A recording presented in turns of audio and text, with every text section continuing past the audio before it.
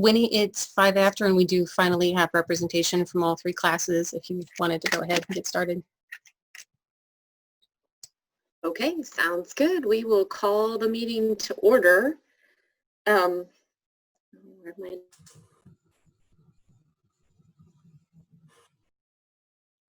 on, I lost my agenda. There we go. Okay. Do we actually need to do like a physical roll call, or can we just see who's on the screen? How do you want to do that? You're muted, Anna. Say, not enough practice. For this style of meeting, because it was a webinar, we actually do have a report record that I can run and provide to Cheryl if I need to. So Okay. no, except that you might want to, well, or I can go ahead and introduce our newest members. Representing Class A is Jennifer McKinley from Morgan County. Representing Class B is Julia Aker from Jackson County. And representing Class C is Sonia Dinteman from Carnegie Public Library, Steuben County in Angola. So those are our newest members. And they'll be officially taking their roles 1st of July. Great. Welcome, everyone. All right. I would entertain a motion for the approval of the agenda. I'll make the motion. Is there a second? Second. All right. All those in favor, please say aye. Aye. Aye. Any opposed? Okay. Motion passes. The next we'll move on to the approval of the minutes from the April 14th meeting. Do we have any corrections or comments on that?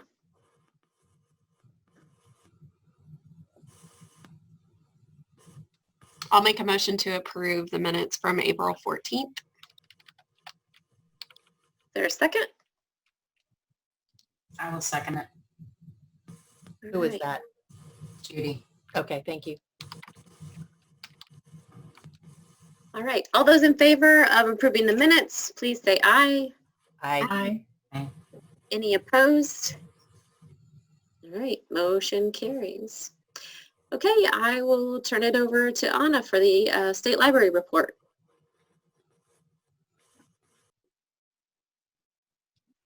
Have to remember to unmute myself.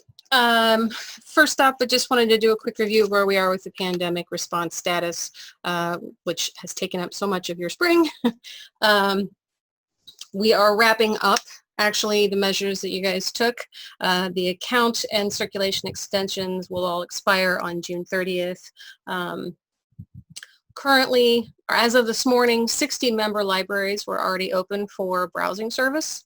In one form or another. Many still have, of course, limits on how many people can be in the building, how long they can be there. Some are doing it just by appointment, but they actually have open shelves. Another 45 member libraries are offering curbside or pre-order service in one form or another. We only have 18 member libraries that are not currently resource sharing, so most libraries have gone ahead and started shipping again. And then just as a snapshot for where we are versus the rest of the state, 115 public libraries are now open for browsing service. So we're definitely right in the middle of that curve with the other 102 open for curbside. And there are, of course, a handful then that are not open at all at this time. Either that or it cannot be ascertained whether or not they're opened based on their currently posted statuses. So I will say that there are a few libraries that I'm not entirely positive. We know what their current status is because they have nothing posted either on their website or on their Facebook or any of the other sources that I could find. In the middle of all things COVID excitement, Fortville Vernon Township went ahead and went live on May 18th. It was a reasonably busy day. Actually, I was there for about 11 hours. that day, and they had a nice number of patrons come in. Everyone was dealing with it really well. That was, of course, one of the first weeks that libraries could be open to the public. And as you may notice from all the fuzziness in the pictures, there were a lot of protective screens up everywhere to try to keep everybody safe. They did migrate in by cataloging in, and it took them just over a year, 13 and a half months, in fact, to get through the majority of their collection. They are still working on their children's collection at this stage. That was not completed, but they're working on it with all possible haste now. Special project participation is actually up as libraries are coming out of their COVID response terms. So transiting meeting has not changed significantly, but we did see upticks in each of the three categories of, I believe, one library each. Fine free is where we've seen a big jump. We went from 18 libraries the last time I reported this to 25. So there's been a lot of interest in the move to fine free. I look forward to seeing how that works out for everybody. And we've had a couple more libraries add auto renewals. On the 2020 Evergreen event front, of course, our annual conference was canceled, and Ruth has coordinated with several of the presenters, and they're going to be offering their programs over the course of the summer as webinars. I believe she's named it Teaching Tuesdays, so those are going to be coming up. Starting next week. Ruth, are you around? Yeah, and I can talk more about it in a minute if you have a place to talk about training. Sure. But yeah, the first one will be on July the 7th. Okay, thank you. Evergreen International, they ended up deciding to go with a online event. It actually launched about 30 minutes ago. So it's this week. It is a free event. If anyone still has time and wants to try to participate, just hit up the Evergreen International website and follow the links to get registered. The registration actually is closed right now, but they will be recording all of the sessions, and they'll be available on YouTube by the end of the month-ish. All right. Well, if you aren't already signed up, then you'll want to keep an eye out for when those are released. We'll make a point of making sure that gets announced to the community. As of the last board meeting for Evergreen International, the Hackaway will not be meeting in person this year. They are reviewing the options, though, for holding a virtual event or an online event, trying to determine how that might look and if it would have the same efficacy as the Hackaway has in the past. Actually, they anticipate it would be different just because part of the appeal of the Hackaway is because it brings everybody away from their home offices so that they can focus. But we're all getting really good at working from home, so we'll see how it goes. Whoops, too far. Now, Ruth, it's all yours.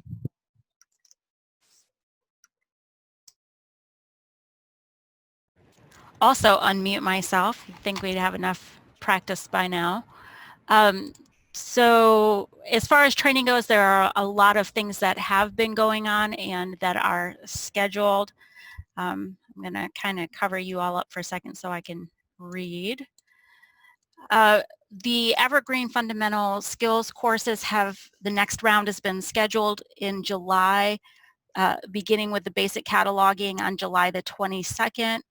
And those are on the training calendar at the blog.evergreen.lib.in.us site. We've also been doing something called cataloging circles. So far we have met 3 times, and for a total of 76 participants. Of course, many of them have been duplicates, but ranging from 20 to 26 participants each time. There are 4 more sessions. Each one of those has had a topic of interest. The ones that are upcoming on June the 18th and then 3 in July, we're going to be talking about item tags and notes in one of them, buckets in another, monographic parts, which we keep talking about in everything that we talk about. on the 16th, and then interlibrary loan and pre-cataloged items in the final one, July 30th. Anna did mention the training Tuesdays. They begin on July the 7th. Jocelyn Lewis from the State Library is going to be talking about subject headings and genres. And then this is content that would have been in the Evergreen Indiana Annual Conference, and so some of it is skewed toward more technical stuff and others towards public service and things. On July the 21st, Jenna Anderson is going to be presenting about marketing tips for Evergreen Indiana libraries. On August the 8th is going to be the summer workshop for cataloging, and it's going to focus a lot on monographic parts. Again, Mary Kay Emmerich from Newton County and Jennifer Steffi from Noble County are going to be teaching part of that, and then there's going to be some expanded content as far as the workshop goes. And then I'll be leading a session on the 22nd of August about how to test software features. And Anna is going to be talking a little bit about the curbside product that's coming up, and testing goes into all of those things. So we'll be doing that. There will actually be, I believe, 3 more past August, and they're on the calendar as well, but I'm not going to read a whole list. So the things that have, the classes that have been going on recently, the Evergreen Fundamental Skills, as well as the cataloging circles, and going forth, those are being recorded and also put on the YouTube channel. And at some point, while Anna's talking in a minute, I'm going to put the link into the chat so that you can see what is there. There are actually 2 YouTube channels, one where the committee stuff goes and Anna manages that, and then I have been putting things on the training channel, and so I'll put the link for the training channel there. And I think I'm not forgetting anything right now. I wrote things down, but then I always still seem to forget things. So that's what I have. If you have any questions, let me know. Thank you. Okay, development report. Let me start with the app.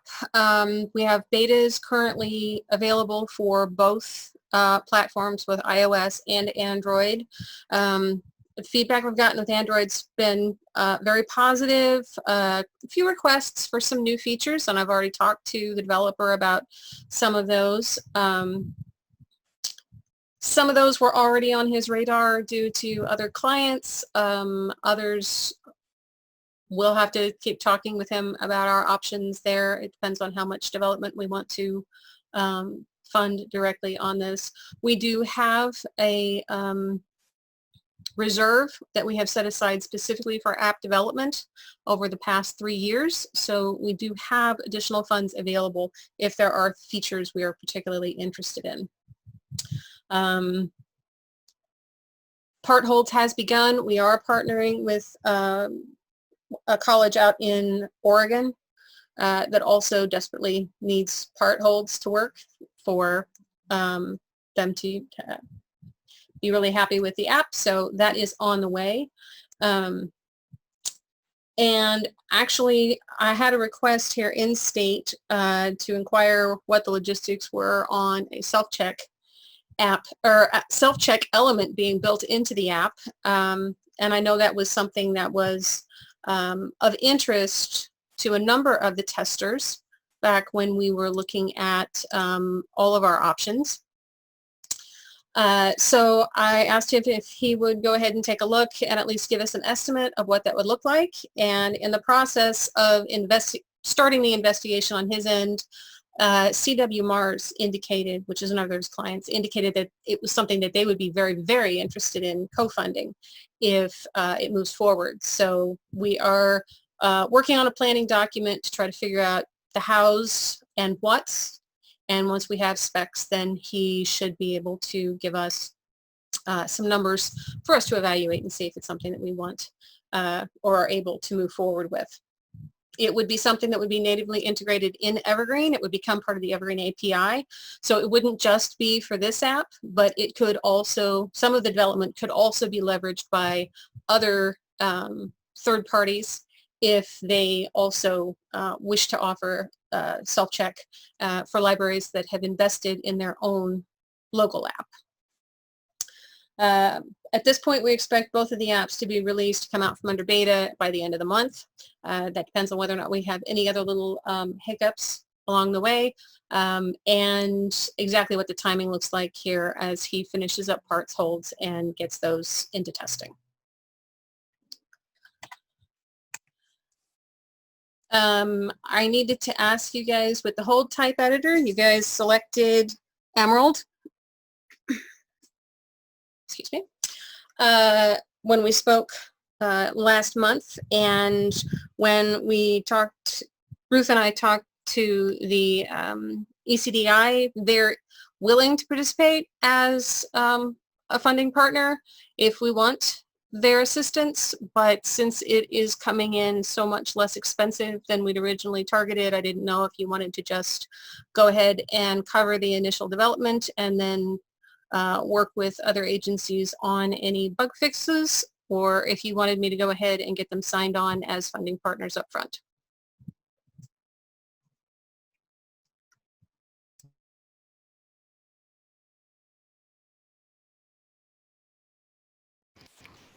Do you mind if I pop in here for a second? Nope. So as someone representing different people at different times, I'll say representing the ECDI right now, that we're at the end of our budget year. So if you choose to have us as a partner, we can encumber some money in case there is some overrun in this development or unforeseen things. Something to think about, if that makes sense. And I will remind you that the quote came in at $9,800.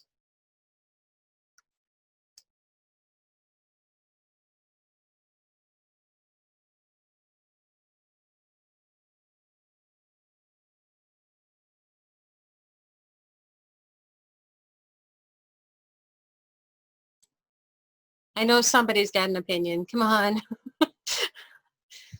Do you want to go ahead and just have this be our bus to drive, or do we want to partner up? I guess what's the downfall to partnering? The downfall of partnering is that it will slow the process up a little bit. Not necessarily a lot. They may want to throw in additional development elements that we didn't have in the original specs because we developed them here, but that could make it more robust. So it's definitely all over the place as to what that could mean. But the number one thing is it will slow things down a little bit, because even if we are going with the ECDI, they aren't meeting until next week. So that's as soon as I could go ahead with the final contract. Okay. I would lean toward partnership, but is there a big rush? We've already missed the deadline for one of the vendors to have responded. So we just don't want to leave them hanging, basically. You know, if they're willing to do it, we don't want to drag our feet so that it doesn't get in a timely fashion. Well, in that case, I would lean toward that unless we think we had a discussion with them and they said you're going to lose us. Okay, I'm seeing partnership. That's great. What percentage are you looking to have covered remotely? Half? A third? 3/4? How much Yeah, money they've got? Go ahead, Scott. I was just how much money they want to spend. I mean, I don't want to leave any on the table. My recommendation would be no more than half. just so that this is me speaking, representing multiple institutions at the same time, so that Evergreen, Indiana retains a certain level of control. That's what I would suggest if we assume we're going to do 5,000 of that, and possibly if you could get 1 or 2 partners fairly quickly. Yes, exactly, Krista. Majority shareholder. That's exactly right. Evergreen, Indiana needs to be the majority shareholder, in my opinion.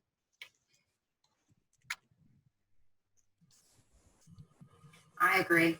I would go for partnership and being at least 50%. Do we motion on that? I agree. Since it is actually an expenditure, yes, please. Who wants to call the question? You want me to try to make a motion? Please Sure, do. Nancy. I'm just I'll a make member here. I'll make a motion that we go forward. I'm going to let whoever word it the way they want, that we go forward with the purchase and seek partnership for no more than 4,800 of the 9,800 funds. Does that work? Yeah. Nice. Sounds great. All I'll right. second it. Okay, we have a motion and a second. Is there any further discussion? All right, all those in favor, please say aye.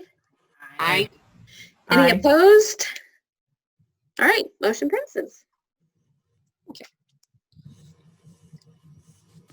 Question, sorry, missed the second. Who seconded it? It was Vanessa, I think. Thank you. yeah, sorry. It's okay.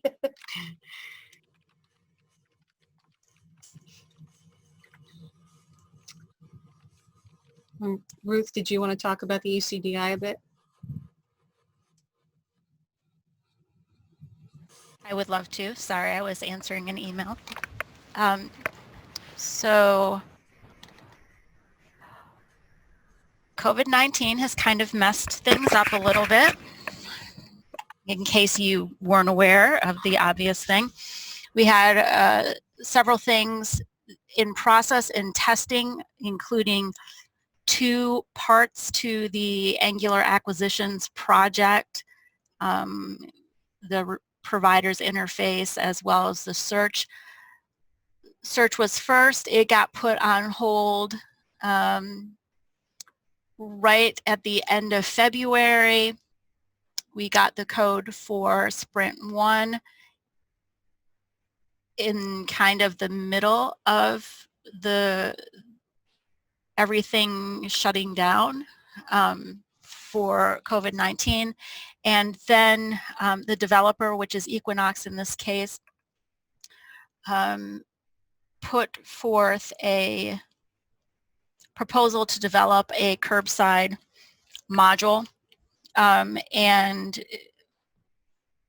ECDI agreed with them that that should be the priority. So the things that Equinox has been developing for us are on a temporary hold that should clear up in the next week or 2. The module that they were developing for curbside service has gone into limited beta, and then we'll go to community for testing soon, and then we'll be back on the priority docket as far as that goes. We are also, we have a search project with them that is in development. It's due by the end of September, that has to do with well, it has to do with search and giving suggestions for that. We are also in the process with Catalyte to develop a limit to available feature in the OPAC. It's already available in the record page, but this would be in the search results page. That has gone out for the development community review. I have some emails out to their company as far as our ability to test it as the ECDI. And then we have several things that are on hold. Everything feels like it's on hold right now.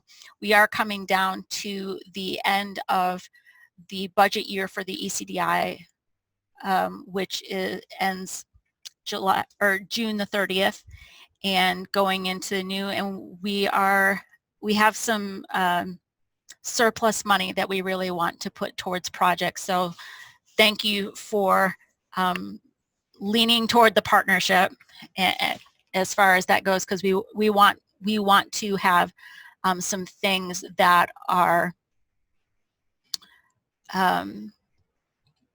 developed and are highly visible. I guess is the best way to put it, highly visible for your staff as well as patrons, so that it's not just about acquisitions, which a limited number of libraries are using, and it's not just about database structure, which is very important, but is also not particularly, you have to have a certain crowd to get excited about that. So if we can have some really nice value added things, that's great. One of the things that I didn't mention during the training part, and it ties in with the ECDI, well, two things, is that I will be presenting on Thursday with Andrea from Equinox on the new features in 3.4, which will be our next upgrade for Evergreen, Indiana, hopefully the first part of July. And that's going to affect all of the training. There are some significant additions and upgrades between 3.2, which we're using now, and 3.4.2 that we will be going to, and then 3.5. So there's some really cool features as far as that goes. The other thing that we're doing with the ECD right now is prioritizing projects for the next year. And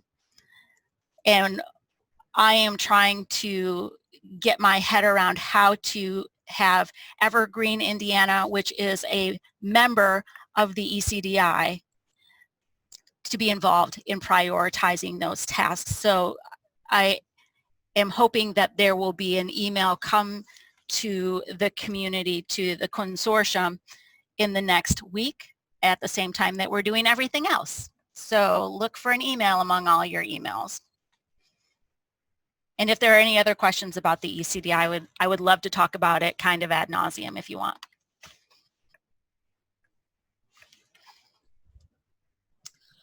And I forgot to add a slide for this. Lynn, did you want to talk about the upgrade?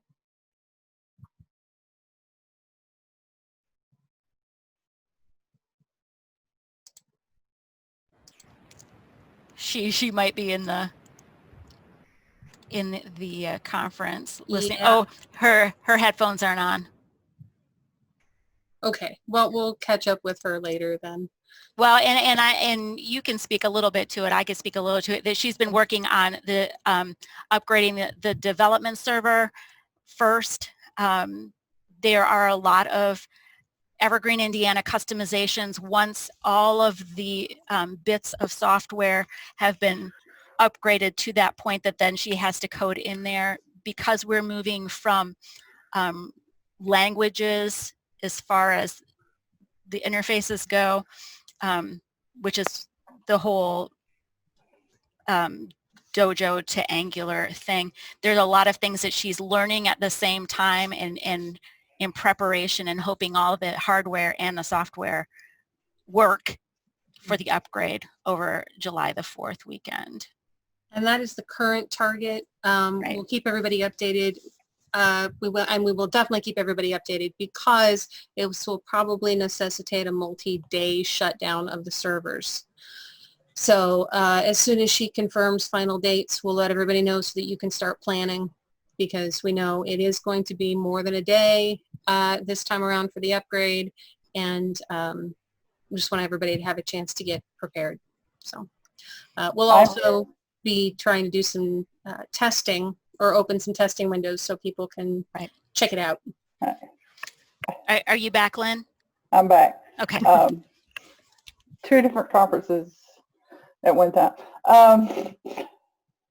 Yes, as of right now, I am looking at the July 4th weekend to do the update. I should have DEP up and running by Friday. Not all the customizations will be there because of the way the interfaces we rewrote. Those will be over time. Some of the customizations were just customizations where we took functionality away, and those functionalities that were taken away will be added back. Things like some of the things under, if you go under administration, local administration, there'll be a lot more items there because they were those were just removed. The access to those things were removed. Those interfaces still exist in our current, but the access to those things were removed from those menus because the way those menus were rewrote in the new Angular interfaces. I may slowly take those out, or I may just leave them in because y'all could see them, but y'all won't be able to do anything with those interfaces. They're still permission based, right? Right. All those interfaces are still permission based. We hid them because of staff frustration because they could see things, but they couldn't understand why they couldn't get them to work. So that's why they got hidden. Right. We're And happy to still set any of those things that people need. right, because they won't be able to do them otherwise. Those are some of the issues I've been running across is getting some of those interfaces from the Dojo version or the straight table version to the new Angular interfaces. So Friday I should be finishing all that up, and I'll let it out to y'all on the development server. Once I get that, once we start playing with the development server, then I will hopefully update training after that. It shouldn't take me long to update training because that one isn't easy. It's a one server when there has been a large learning curve for me. I will admit that. And I've done some struggling, but I've just about there. Yay. Then it goes in the big project of updating because we have to update the OS, update the Postgres, the database itself, its version, and all that has to be updated before we can actually go to 3.4.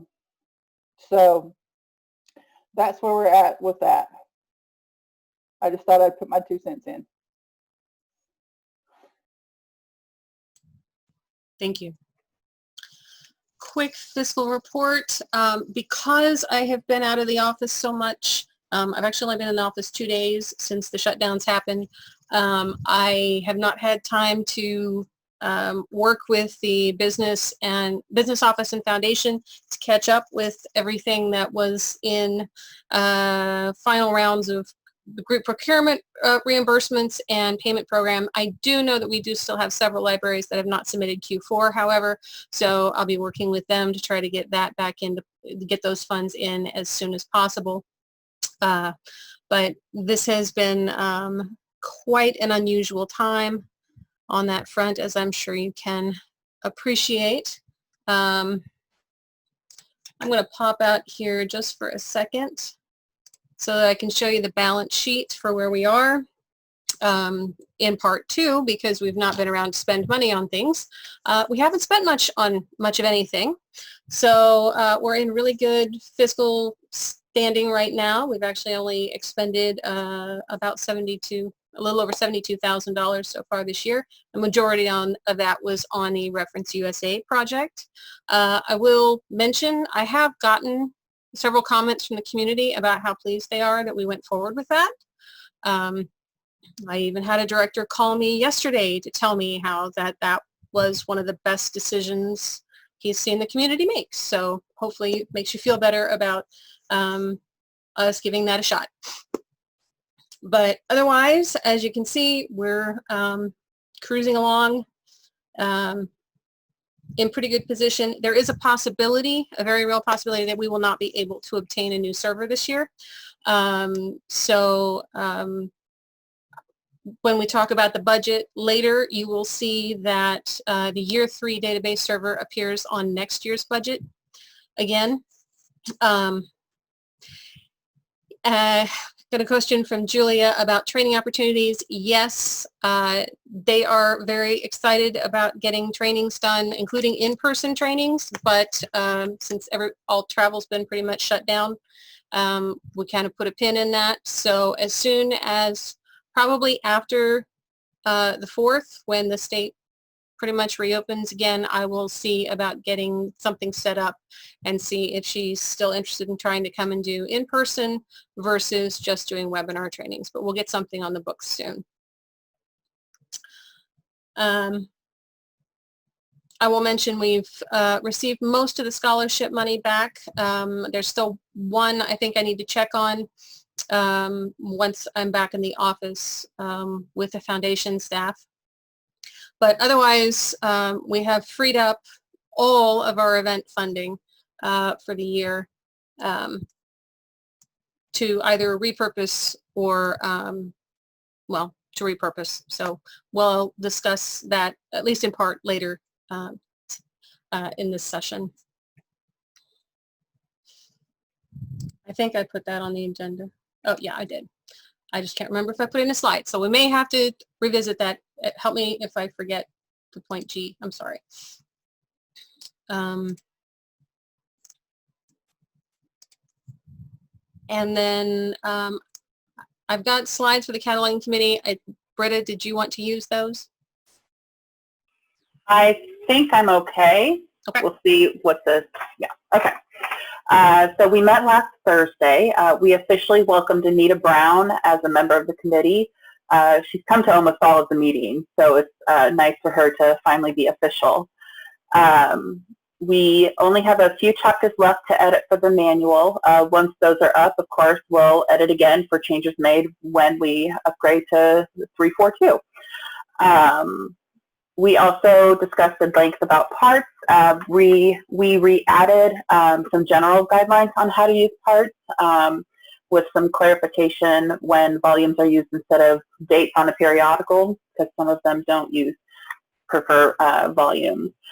We also approved the requirement of parts on all video discs to reduce confusion for the patrons and also to streamline staff flow.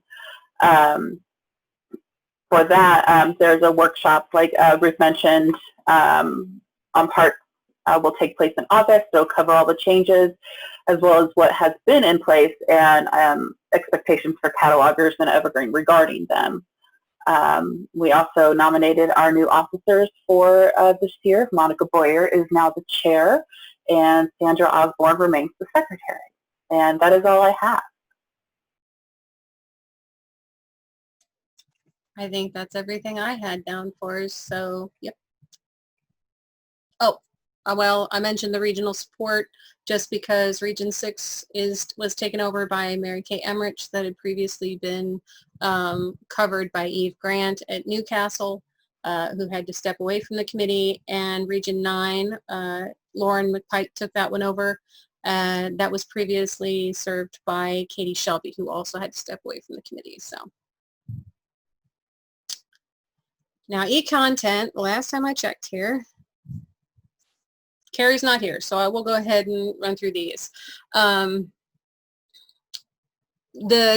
e-content group met this morning. They made a recommendation that you consider funding a consortial license for Gale legal forms based on a quote that we received. I'll be sharing that with you during the budget section. And they supported the continuation of an opt-in model for Gale courses.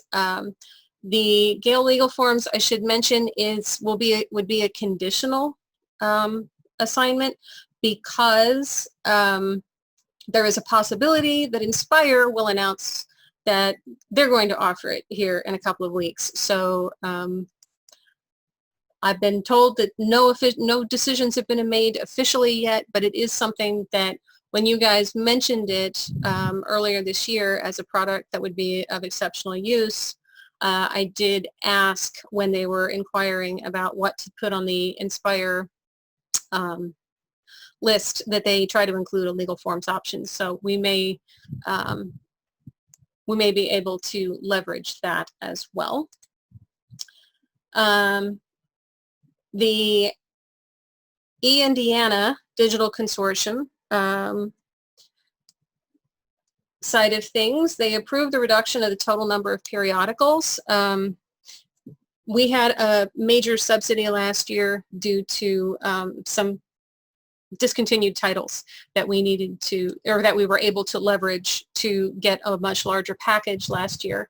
So we are looking at shifting down from 75 titles to 35. That would keep costs consistent for all of the member libraries. But if there are libraries that are interested in absorbing the cost to get larger packages, I'd be happy to talk with them about what that would look like, what the costs would be. And if we have 2 or 3 libraries that want to go ahead and bump us back up to 60 titles, that might be lovely. And we are going to be polling the Advantage libraries about adjusting the default Lucky Day lending limits. It is something which currently only affects Advantage libraries, but has to be managed on a consortium level. So we have to come up with consensus on that. Finally, they discussed the Turnkey Book Club product. It's from Library Ideas. Took a very early look at it. There's going to be a webinar that takes place in late June 25th or 26th, I forget which. If you want to attend, let me know. Actually, Mary's not going to be managing the invites. I need to take that back off the slide, but should be informative. They're also going to provide pricing in case it's something we're interested in doing as a community. It is a book club, not a reading program tracker, so it would give us the potential opportunity to do something like hold Evergreen Indiana Reads, big read kind of thing. So we'll see what that looks like once we get a better look at that. It is apparently a brand new product for them. And for the 2021 term, Carrie Green was reelected as chair and Vanessa Martin as secretary. Patron Services Committee meets next week, so we'll have updates after that. Does anybody on the Strategic Plan Committee have anything? Cheryl's really laughing. So I'm going to guess that's we'll keep it on the agenda. We're gonna get that knocked out here one of these days.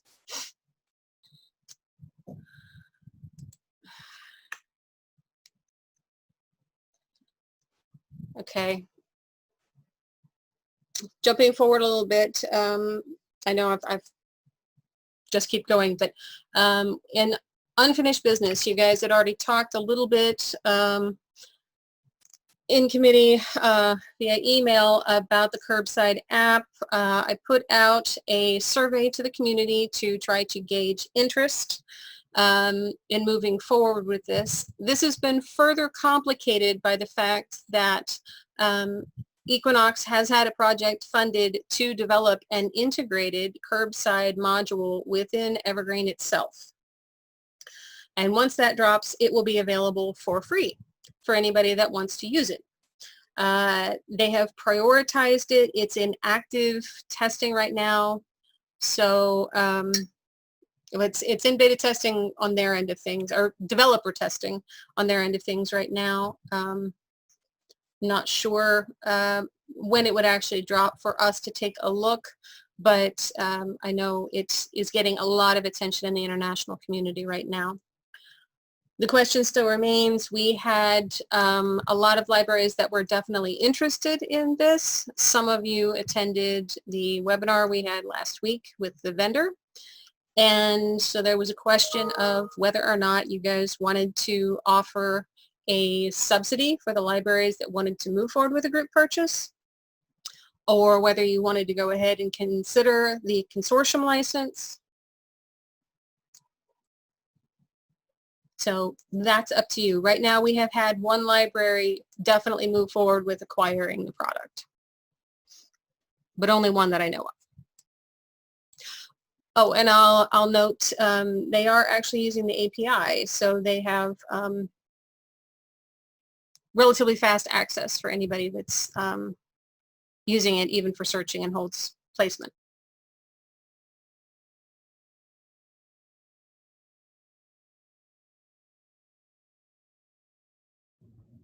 That's Libro you meant, not Equinox, using the API.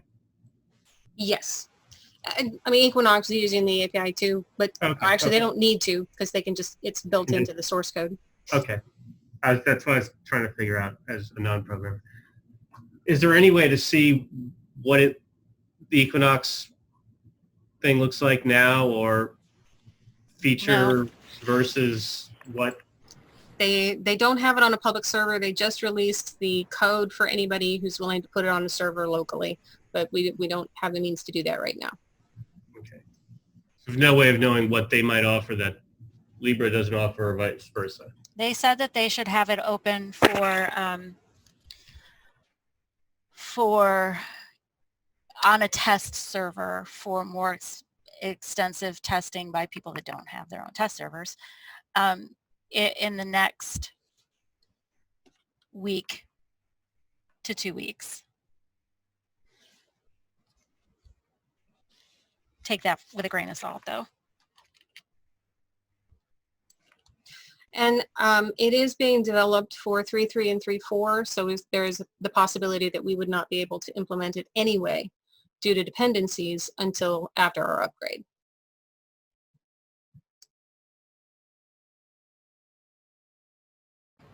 There has been a lot of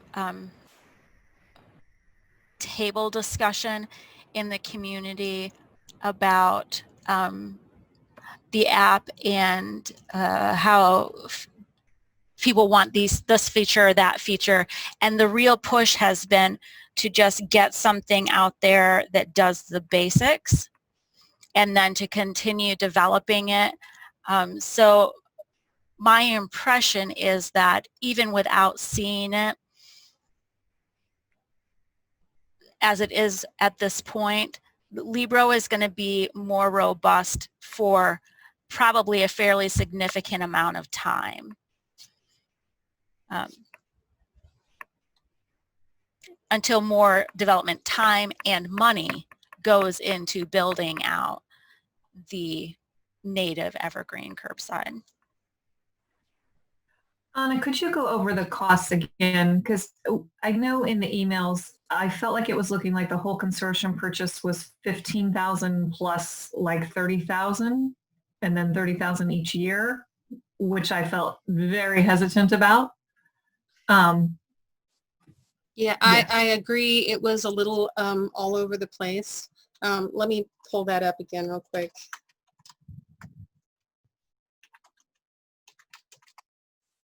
I meant to and I forgot, so I don't have the pricing right here.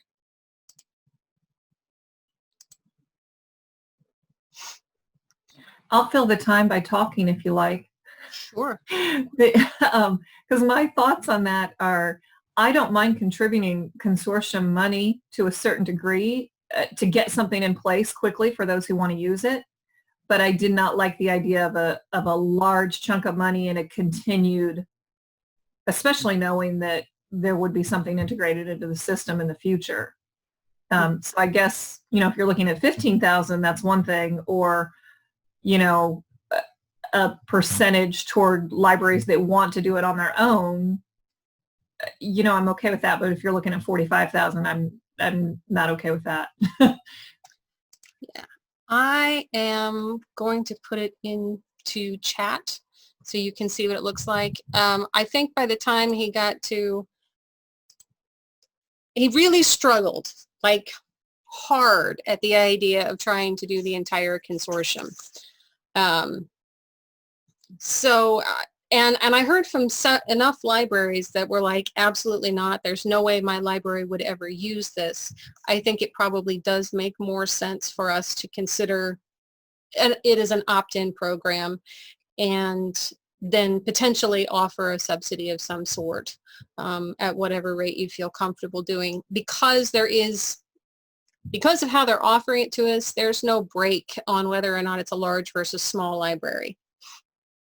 If it's under 15 libraries, they're $3,000 each across the board. If it's 15 to 19, then it's 2,000. If we can get 20 libraries, it's 1,500 each. So if we manage to get 40 libraries interested, it'd be $800. But so, I mean, there's definitely a shift in the overall cost per library as we get a larger and larger group, but I'm not sure just how many libraries at this point. Those who are interested, would like a $500 subsidy be reasonable? I don't know, because it's not. I'll stop talking now because it's not something my library would use or contribute. But I'm not sure as far as the funds what would work on a subsidy end. Is there anybody else on the committee that's actively considering it? I know that I know Zionsville has this or has implemented this app, and they would probably welcome any funds we could subsidize back to them. I'm not sure how much interest we'd have from other libraries based on the current pricing. Because I didn't have a solid set of numbers when I went out to poll the community, it was very generic with the, if you have to pay, would you still do it?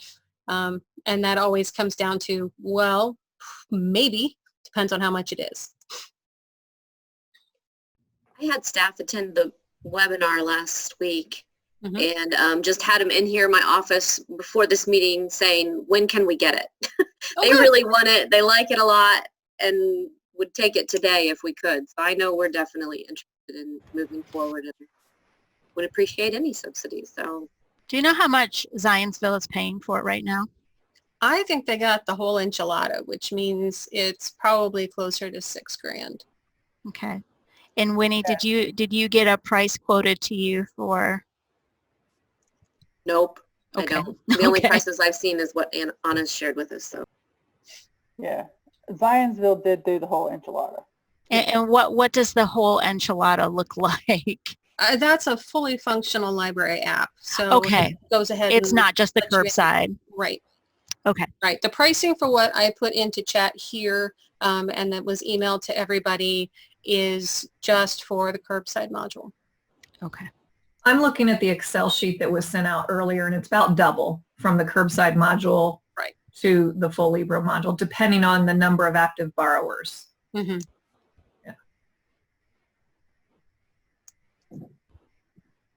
So I'll say this to throw in that I really liked the app. I thought it looked good. It was at first glance, even for me, real easy to make sense of. That being said, once I heard Equinox was doing this and it's going to be a feature, I'd like to support, I think it was Krista that said the earlier discussion, I'd like to keep it in the community. I think there's positive implications long-term for pursuing it that way. I know a lot of us, I mean, we'd use it tomorrow if we had it. Well, all right, I would. And I'd make other people use it. But I don't know, I feel it without seeing anything in the Equinox or knowing exactly when that would be. Kind of like the self-check. I would rather support something that is in the community and is a natural part of Evergreen than an add-on that we're then beholden to financially and in other ways out into the future. To what end, I don't know. So that's my... Well, and this could be a one-time subsidy. I'm not suggesting that this necessarily be something that's ongoing. When we can make that clear that if libraries participate, you know, the initial subsidy would be a one-time. Yeah. I was just saying, not money aside, the transitioning to something and then dropping it, transitioning to another thing. Mm-hmm. If I was talking just for my library, I would advocate for let's wait and see with the Equinox product, and take the long view on that. But again, I'm not trying to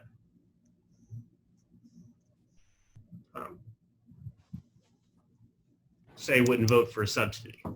If that's what the committee, that's what the community wants for Libro. I'm going to do some quick searching through Launchpad and my email for the Evergreen curbside announcement and see if I can't throw something in chat for you guys to look through. Not to sway from Libro, because at this point I do think that they're different products, even though they may tend toward the same service eventually. It's hard to say, but that at least you'll have a little bit more information. So I'll start digging for that.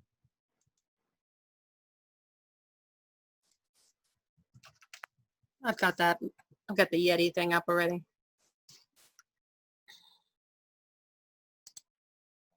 Let me see.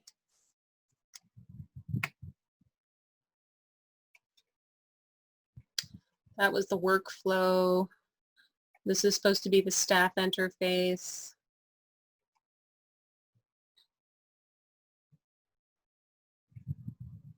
So on some fronts, very similar overall, at least staff side. And because it's inside Evergreen, there's not a secondary app or anything that people would need to install. It would just be something that is part and parcel with holds placement. At least that's my understanding. So, but again, all they've provided thus far are the mock-ups, to the best of my knowledge.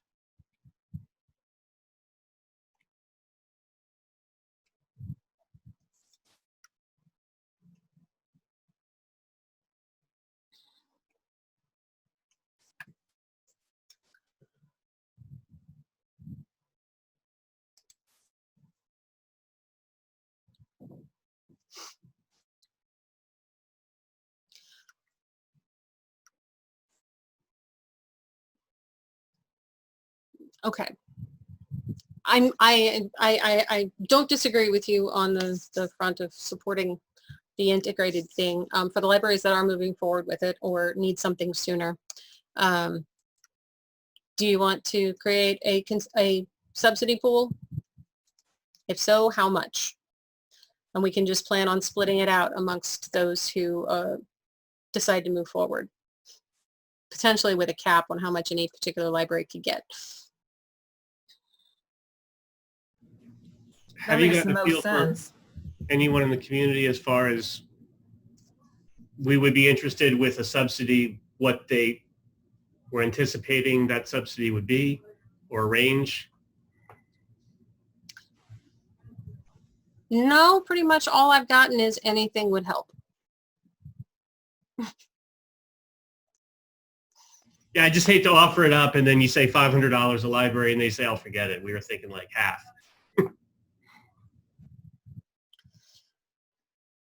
Well, and that's what I was wondering, if creating a pool with a maximum amount any library could get would make sense.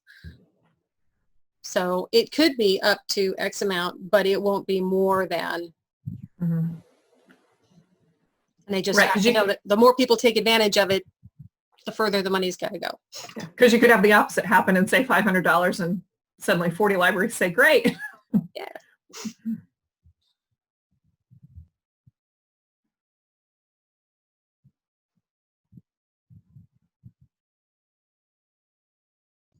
Well, maybe here's a suggestion. As someone who, again, just speaking for my library, would advocate inside this building, we wait for the Equinox module rather than get patrons. And my selling point to our library, I'm not trying to color anyone's opinion, would be let's not get everyone hooked on this other thing and flip it on them. And because I know what happens, people are going to complain, it's going to come to my door, and I don't need that.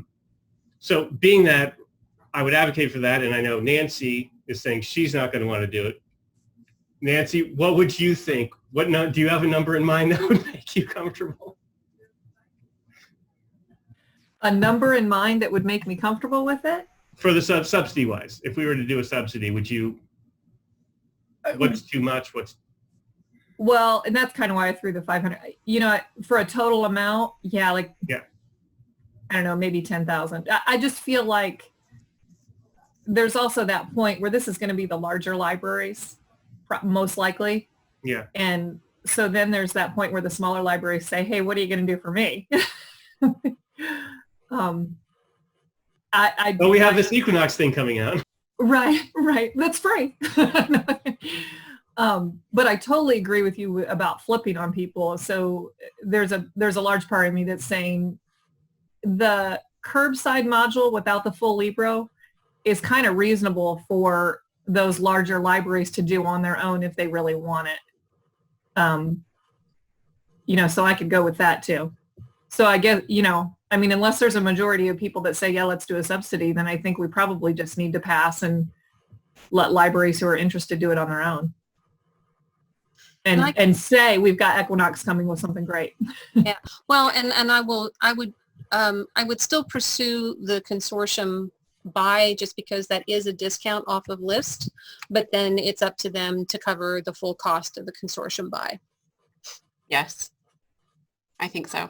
I think that's fair. Okay.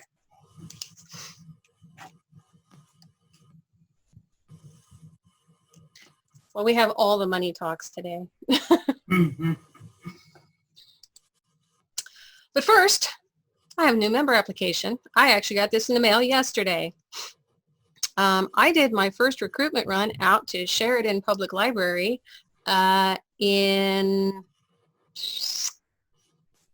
2014. So we've been in talks for a really long time, but they have decided they definitely want to make the move. I have the full packet sitting on my desk. So have I, Anna. Oh, good. I'm telling you. And Kim finally listened to me, so yay. Okay. I think it'll be really good for their library. I know that Fortville's been very excited coming off transitioning, and I know they have a slightly similar background. So hopefully that will all go well. I have not clarified yet with her whether they will be trying to bring their data over or whether or not they're going to go ahead and catalog in. We will be discussing that. If they do decide to bring their records in, I will warn you, we will have a significant amount of cleanup to try to perform. Some of you may remember, as libraries have come in, particularly in the very early days, we had a couple of the ILSs do not support MARC. And that is the case with the ILS that they are on currently. So if they do bring their records in because of a time crunch, we will have to just expect that there will be we'll be calling on the cataloging community to be extra patient as we try to address some of their records.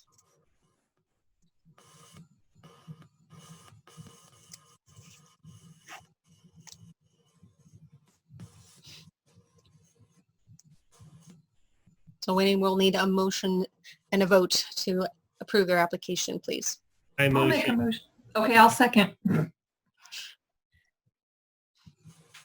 Okay, so Scott motioned. Nancy second. Got it.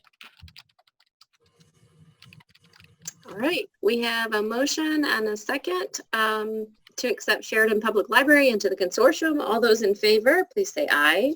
Aye. Aye. Any opposed? All right, motion carries. Yay. 128. We are almost to 130 libraries. Who'd have thunk?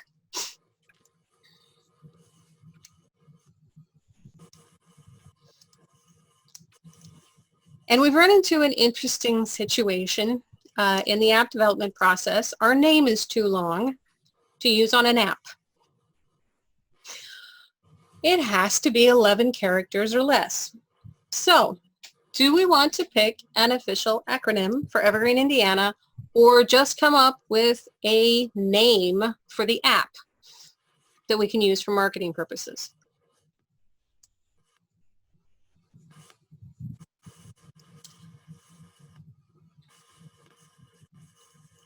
I went ahead and listed out state symbols since we do cover the state of Indiana. but I would be happy to entertain any suggestions you might have for consideration. Sugar cream pie. Which is even more letters, but you know, it's a very important state symbol. Very. Also known as Hoosier pie. I recently found that out about a year ago. Hoosier pie is sugar cream pie. Well, it's codified in state law as sugar cream, so. But yeah, that's always fun. You're trying to track down, like, the state fruit's a tomato. Really? It is? Apparently. Oh. Huh. I would not recommend using Cardinal just because there's another state that uses that for their Evergreen installation, and we might run into some frustration on that front, but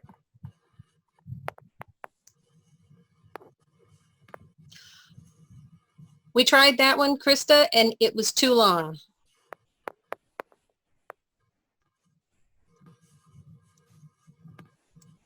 The dash makes it 12 characters. Mm-hmm.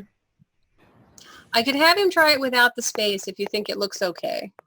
I think if it's capitalized, if IN is capitalized, yeah. Yeah, I like that. Okay. I'd considered that, but wasn't sure if you wanted to try for something even shorter, particularly since this is an opportunity for us to do some new branding if we wanted to.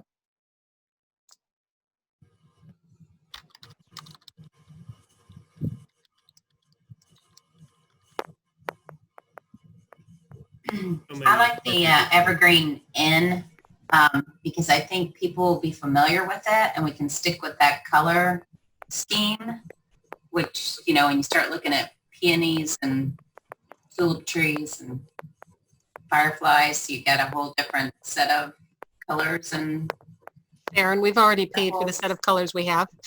Right. Mm-hmm. So my concern is if that's still too long, because it also has to do with how the letters kern. Do we have a second option?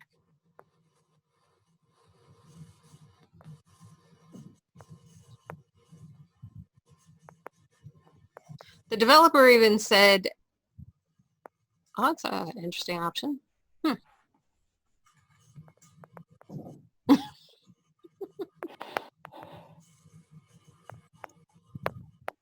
Yes, we're always happy.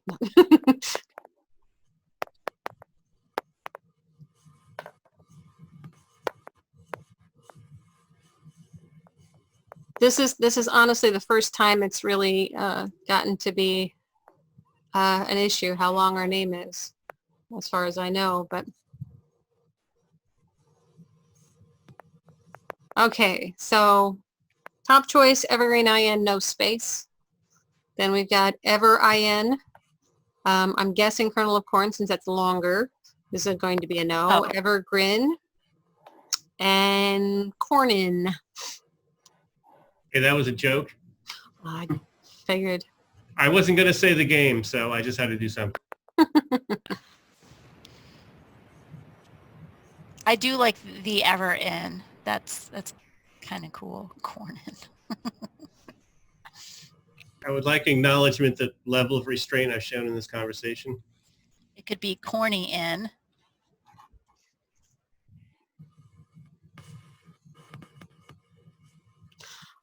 I tell you what, why don't you ponder on it? If it doesn't work, I'll get back to you guys to do it without the space. And if it still doesn't, then we'll sort something out via email, or we could potentially poll the community and try to get something. We just need to, we have to have it in place before we'll be able to launch. So that's the big concern right now.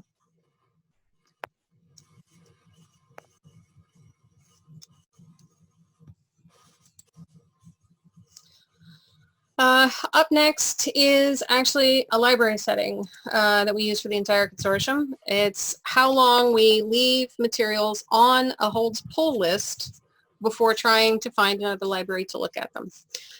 Because so many libraries are on limited hours, even though they are open now, we're having repeated issues where libraries are contacting us asking why their local copies aren't being targeted for holds. And the answer is they are being targeted. It's just that the library is closed a long enough stretch between when they're pulling holds that they're missing their potential, missing the opportunity to potentially catch all of them.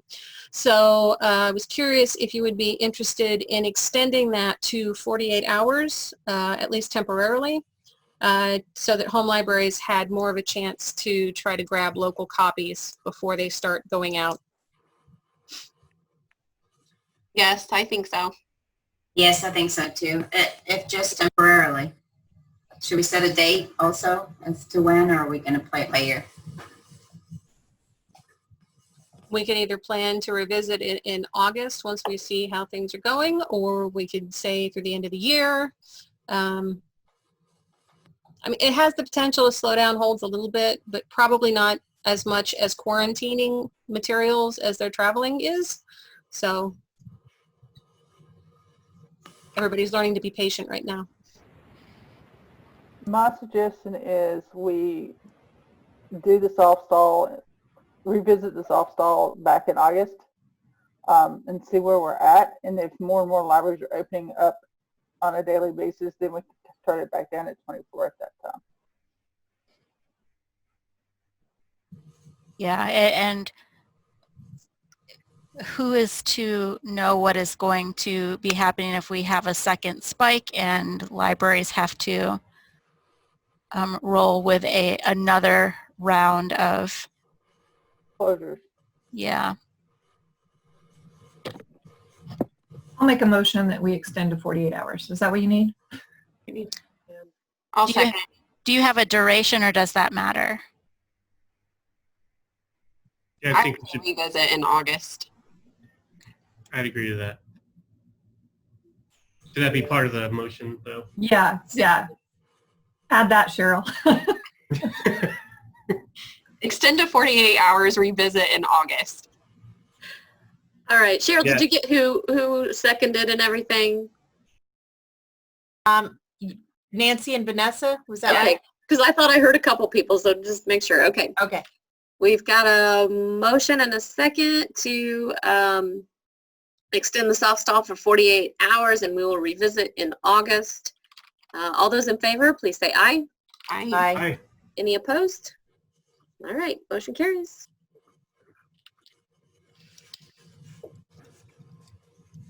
All right, now back to the money front. For the 2021, we are seeing a small bump up in the total revenue, not a huge amount, but I have reallocated things rather significantly in a couple of categories. I've shifted funds from development and equipment in particular. We should still have plenty to cover our costs in each of those arenas, but retargeting those funds to a new e-content line item. And I actually want to show you the detailed view, which I can only do if I get out of this. So we are expecting $388,219 income roughly for 2021. I did not integrate any cost increases for conferences or trainings. I did incorporate the expected growth for the OPAC enhancement service with Novelist. We've got e-content, equipment and hosting.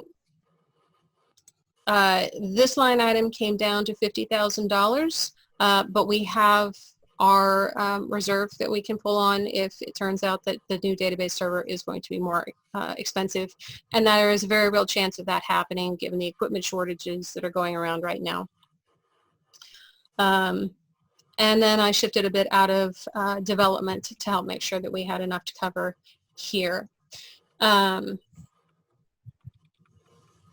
Any questions, thoughts, other areas you'd like to see more funding, less funding in? I have one thought. I know we do the floating holdings on the consortium collection. Has there ever been much discussion on overdrive purchases or not, because we're not all members of that, since that's not for the full consortium? Right. Because we have multiple consortiums? Okay. Right. Yeah. Now, that's not to say we couldn't reach out to, now Overdrive doesn't do,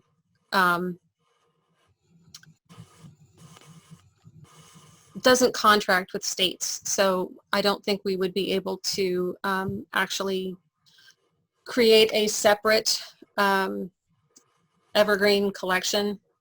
But we could potentially with another e-vendor if there was one that libraries wanted to try. So we could go with RB Digital or Access 360 if there was interest in moving forward with a consortial digital collection that's centrally managed.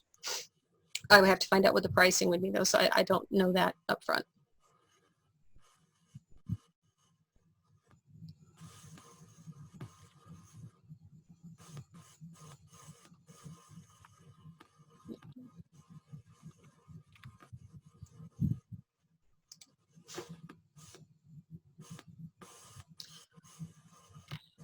Before you make a call on the 2021 budget, whether that's to postpone or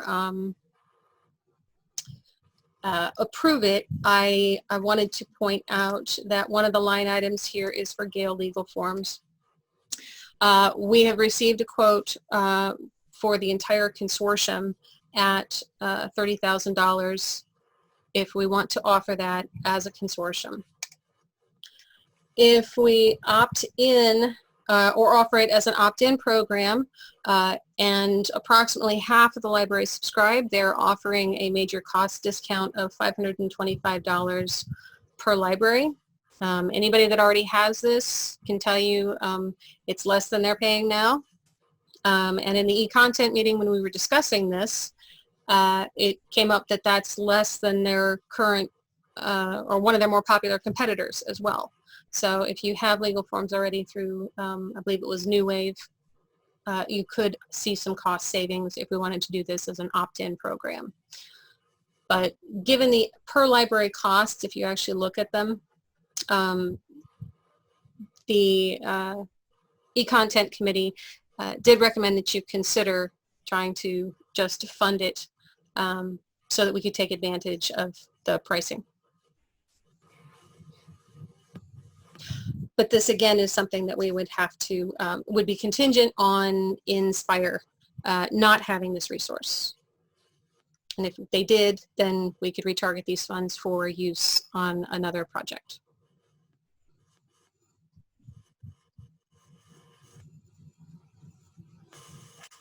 I make a motion to accept the 2021 budget as presented. Is there a second? I'll second. Vanessa. Yeah. All right. We have a motion and a second. Is there any more discussion on the budget before we vote?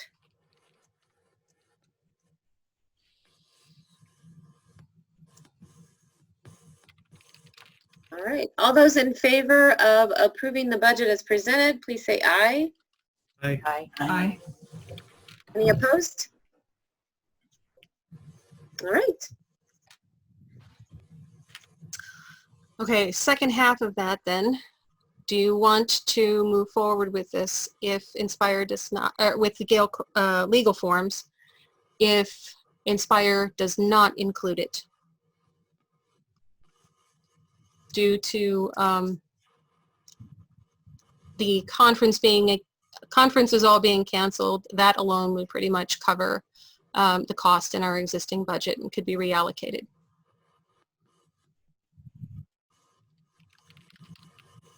I'll make a motion that we do what you just said. Sorry, I was thinking you're right, but I will make the motion. Okay. I'll second.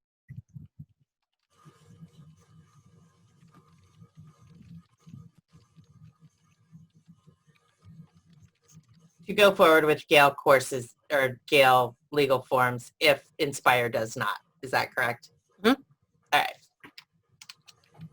All right. We have a motion and a second. Any more discussion? All right. All those in favor, please say aye. Aye. Aye. Any opposed? All right, motion carries. Awesome. We're going to have legal forms for everybody one way or another. Yeah.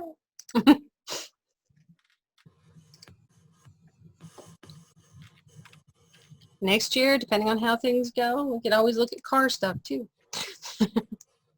I know that was the other one that was on the list. So, need to select 2021 officers. As the chair-elect, Judy will be taking over as the chair at the August meeting. But we need our other 2 seats filled, please.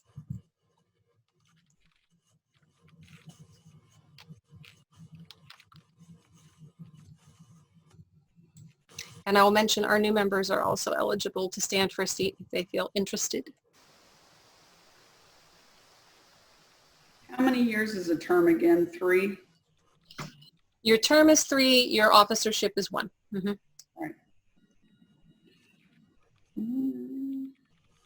I would do chair-elect if nobody else wants it. Julie.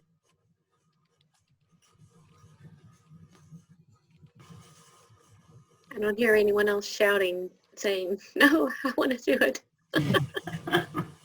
Do we need to do that as a motion, or can we just say, Julia volunteered? Usually we handle the full slate all at once. So, got to twist somebody's arm into being secretary. And it needs to be somebody who's going to be on the committee next year. Yeah. Because I'm going Hey. off. I nominate Jennifer as the secretary.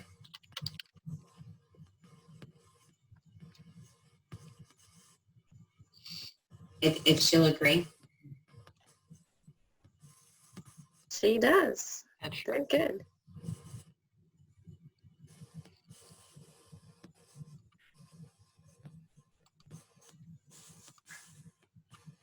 I'll make a motion to accept the slate of officers of Julia Aker as chair-elect and Jennifer McKinley as secretary. I'll second. That's Nancy. All right.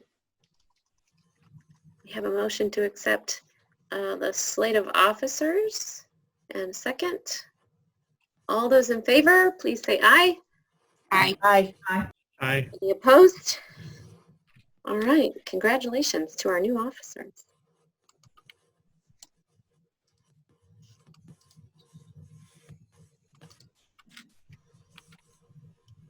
Okay. Up next then is regional support. Cheryl, Karen, and Vanessa will not be able to work their areas anymore, so we need our new members to take on a region, and anybody that wants to shout out now if they want to switch up regions. This is our big opportunity to get those changed if need be.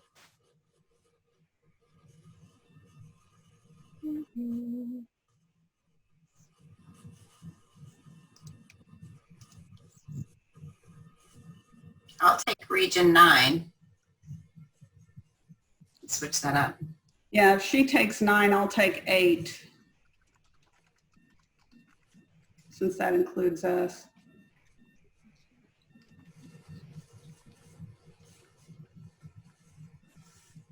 Oops.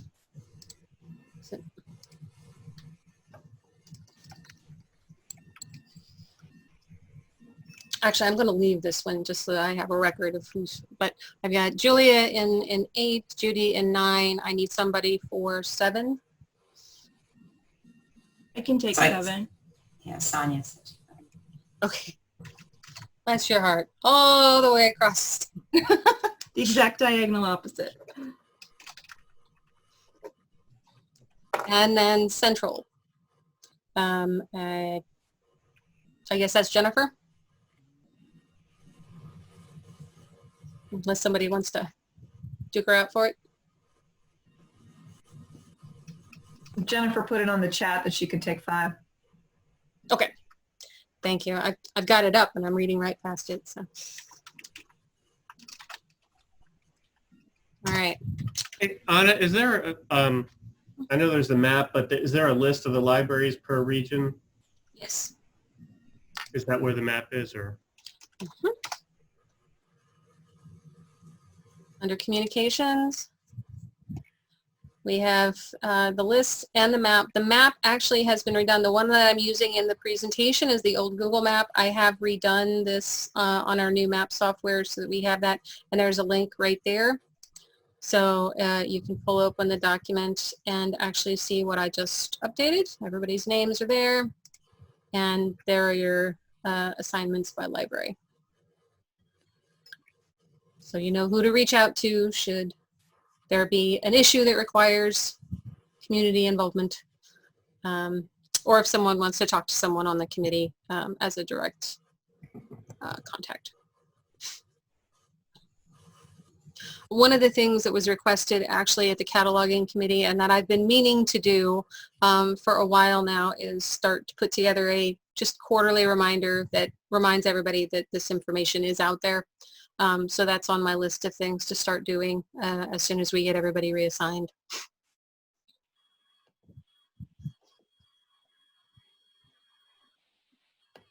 Because it does happen that people have to move around a little.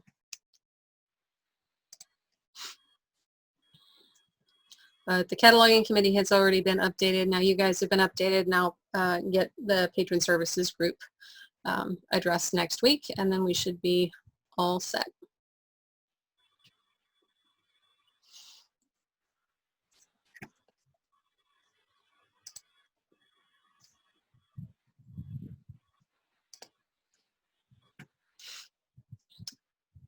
And I was right, I forgot a slide, so I completely, I was about to completely miss this point. But the fort has reached out to me. They have held our deposit from April and are willing to apply it to any event that we wanted to do yet this year. So I thought I would ask if the committee wished to just surrender that deposit, or if you wanted to try to plan on holding some sort of an event yet this year.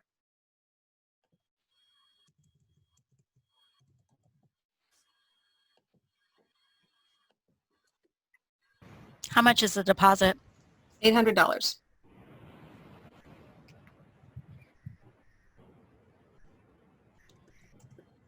How much would the total cost of the venue have been? About $16,000. I mean, for the event. Right. Total event, all the food and everything. Sure. So it's not a major proportion, and it actually came out of last year's budget because of when we made the reservation. But I wanted to give you the option rather than just writing it off for you. So. I just think things are so uncertain. I don't even know that we could do anything the rest of the year. I don't know how anybody else feels, but.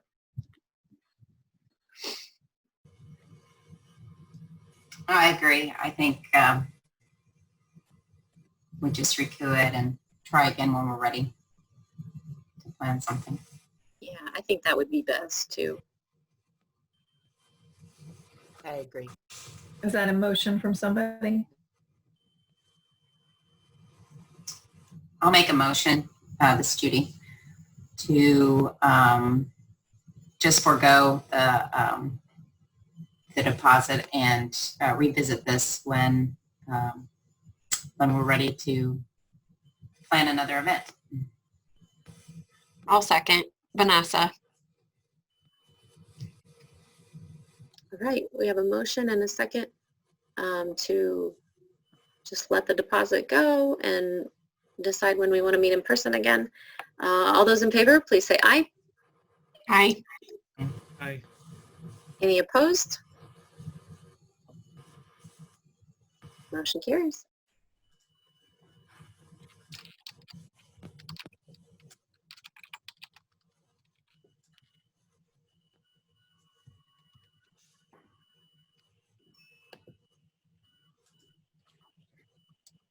That's all I had for this meeting, except that hopefully we'll meet again in August. I'm keeping very close tabs on the open door thing to see when they're going to start enforcing that again, so that we know when we have to start meeting in person.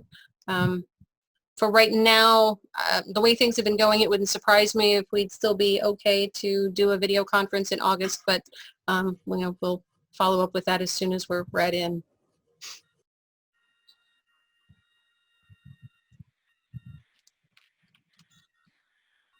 All right. Do we need a motion to adjourn?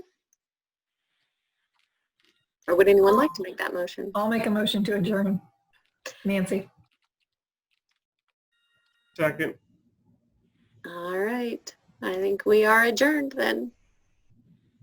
Thanks, everyone. Have a Thank great you, everybody. couple months. Thank you.